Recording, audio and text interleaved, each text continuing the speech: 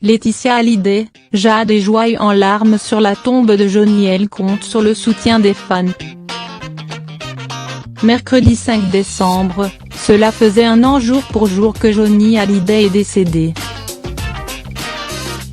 Le rocker a poussé son dernier souffle après s'être battu comme un lion contre un cancer du poumon. Le décès a provoqué une onde de choc et d'émotion en France.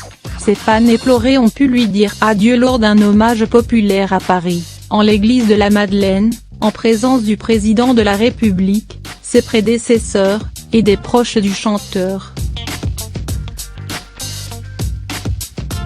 Ce dernier a laissé derrière lui 4 enfants, David, Laura, et les 2 dernières Jade et Joy, âgés de 14 et 10 ans.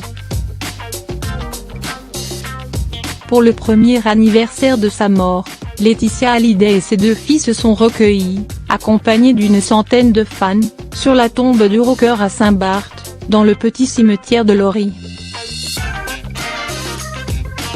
Une veillée musicale au son des tubes de Johnny Hallyday, illuminée de bougies, à l'image de l'hommage organisé le 1er novembre dernier pour la Toussaint.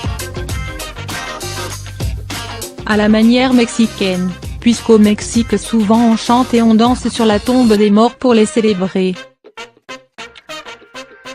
C'est exactement ce qui s'est passé avec Laetitia, ses 2 filles, et de très nombreux fans souvent venus de l'Hexagone, a expliqué le journaliste de LCI. En larmes, la veuve du taulier a salué quelques admirateurs de son mari, avec une tendre pensée pour ses amis Pierre Billon, Jean Renaud, et des fans, qui n'ont pas pu se rendre à temps à Saint-Barth. Ils ont été bloqués à Paris à cause de problèmes techniques avec l'avion, c'est tellement injuste, a regretté Laetitia Hallyday. David Hallyday, Laura Smith, Sylvie Vartan ou encore Nathalie Baye n'ont, en revanche, pas fait le déplacement. Les 2 aînés ont rendu hommage à leur père via Instagram.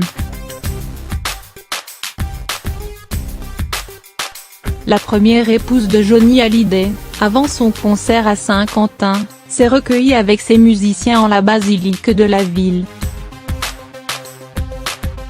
Des hommages épars, dont l'amour convergeait à l'unisson vers Johnny Hallyday.